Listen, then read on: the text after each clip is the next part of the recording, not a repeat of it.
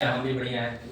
मेरा नाम अजीत कुमार, मैं आपकी कंपनी का सेफ्टी ऑफिसर। मेरे फर्ज बनते हैं कि आप आपके सेफ्टी के बारे में सोचना, आपकी सुरक्षा के बारे में सोचना। आप क्या सोचते हैं उस सोच को बदलना, ये मेरी सोच होनी चाहिए। तो इम्पोर्टेंट होती है। जो हमारे आसपास हमारे जो सहकर्मी होते हैं उनकी सेफ्टी का ध्यान रखते हुए हमें काम करना चाहिए और अपने सेफ्टी के बारे में, क्योंकि सेफ्टी हम बेसिकली कहें तो जहाँ भी हम काम कर रहे हैं अपना और अपने सहकर्मियों का जो अनियमित दुर्घटनाएं होती है उन दुर्घटनाओं को जो भी खत्म करने के लिए हम जो भी प्रक्रिया अपनाते हैं उसको हम सेफ्टी कहते हैं। यानी हम जो भी काम कर रहे हैं उस काम से अपनी बचाव के लिए नहीं, मतलब उस काम से किसी और को कोई चोट ना पहुंचे, इस बात को ध्यान रखते हुए हम काम करेंगे। तो आज हम बात करेंगे फायर सेफ्टी के बारे में। तो सबसे पहले हम कहेंगे फायर होता क्या है।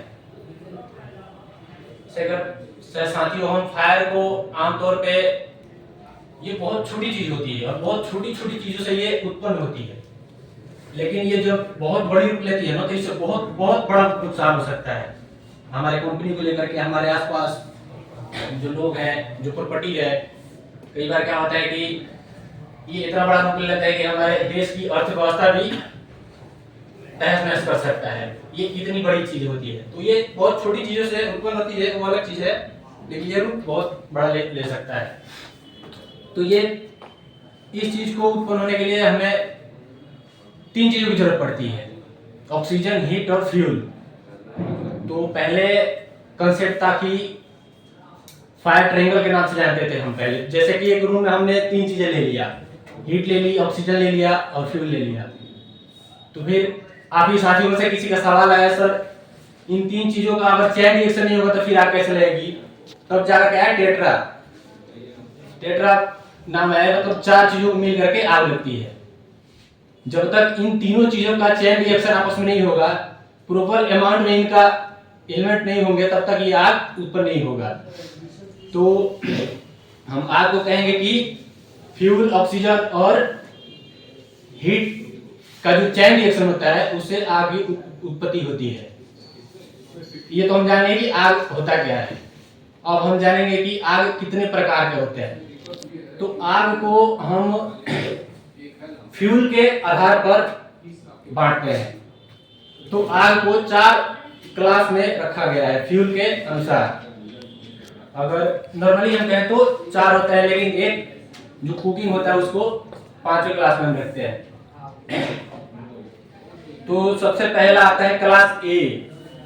क्लास ए में जैसे सॉलिड चीजें हो गई, पेपर, लकड़ी, ये सॉलिड चीजें हो गई, ये क्लास ए में आती है।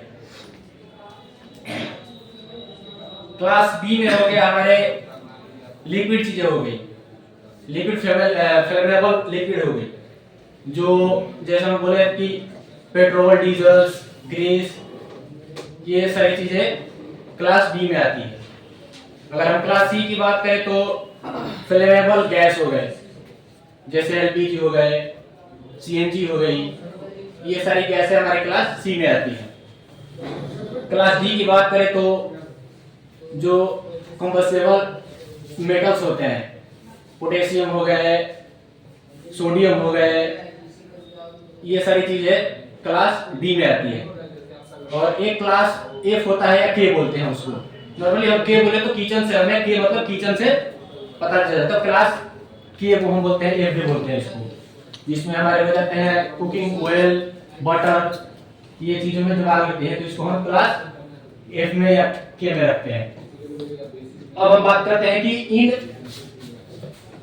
आगों पे हम काबू कैसे पाएंगे, क्योंकि आग तो अलग अलग तरीके से लग रही है, अलग अलग फ्यूल के कारण लग रहा है। तो ऐसा तो नहीं है कि हम सभी आगों पे हम एक ही तरह से कंट्रोल पाएंगे।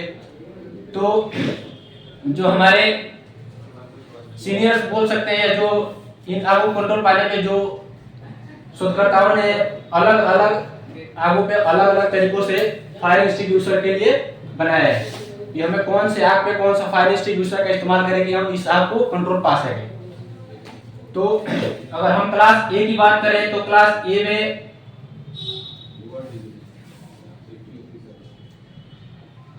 क्लास ए पे काबू पाने के लिए हमें वाटर टाइप एक्सटिंग्विशर का इस्तेमाल करते हैं। वाटर टाइप में ये होता है कि जैसे सॉलिड हो गए, तो सॉलिड पे क्या करते हैं, आग लगी तो उस पे हम हीट पे कंट्रोल पाते हैं। हीट पे कंट्रोल करना मतलब कूलिंग मेथड हो गया, ठीक है। कूलिंग मेथड के जरिए हम क्लास ए पे फायर की कंट्रोल पाते हैं। क्लास बी पे बात करें तो फोम टाइप होता है। फोम टाइप में हम उसमें ऑक्सीजन पे कंट्रोल पाते हैं। फोम बेसिकली पता है क्या होता है, फोम ये होता है ना कि लेयर बना लेता है। जैसे कहीं पर आग लगी है, जैसे हम आपको बता दें जो सिलेंडर हम जो खाना बनाने में एलपीजी इस्तेमाल करते हैं, उसमें अगर आग लगी, कहीं से लीकेज आया, तो हम वहाँ पे फायर एक्सटिंग्विशर फोम वाला इस्तेमाल करेंगे। तो उस जो जहाँ से लीकेज आ रही है ना, वहाँ पे ये फोम जाकर के एक लेयर बना लेगा, जिससे क्या होगा कि वहाँ से जो ऑक्सीजन लीक कर रही है, वहाँ से ऑक्सीजन को बाहर नहीं निकलने देगा और गैस को बाहर नहीं निकलने देगा, एक लेयर बना लेगा, जिसकी वजह से हम यहाँ पे कंट्रोल पा लेंगे। क्लास अगर सी की बात करें तो ये CO2 टाइप होता है। CO2 टाइप में हम ऑक्सीजन पे ही कंट्रोल पाते हैं, जिसको हम एस्मोथेनिक मेटल बोलते हैं। क्लास डी की बात करें, जो मेटल्स होते हैं ये DCP टाइप होते हैं। DCP टाइप अगर इस आउटपुट की बात करें तो ये होता है ड्राई केमिकल पाउडर होता है। जो मेटल्स होते हैं तो ये ड्राई केमिकल पाउडर के जरिए हम इस पे कंट्रोल पाते हैं।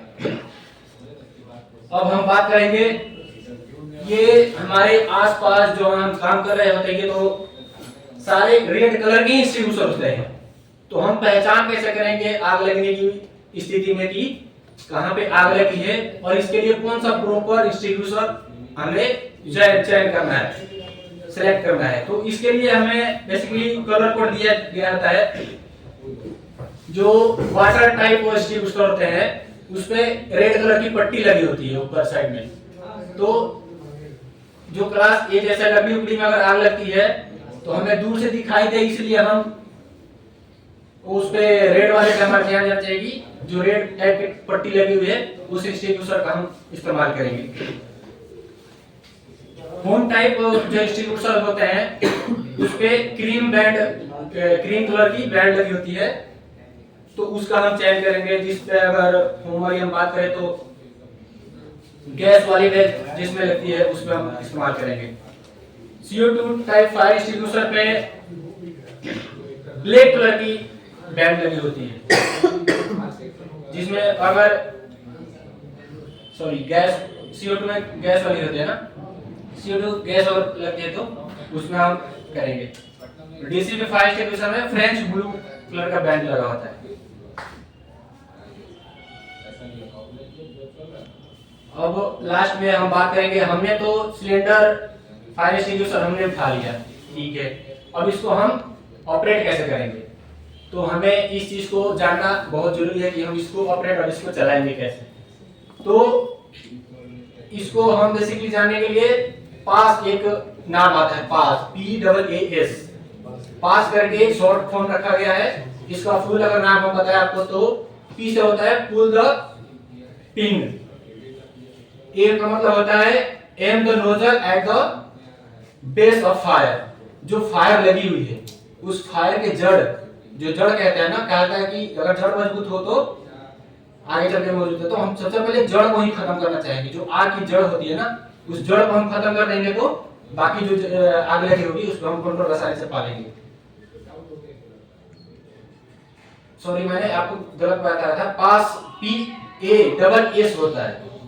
तो तीसरा जो होता है एस, उसका मतलब होता है स्ट्राइक द नो और skew the lever of the base of fire.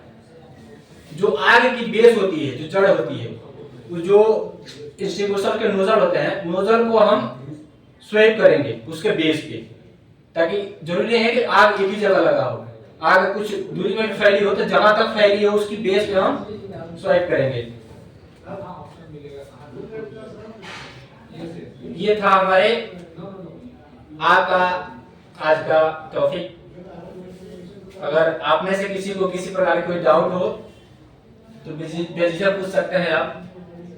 बाकी ट्रेनिंग आपको कैसी लगी बताइए।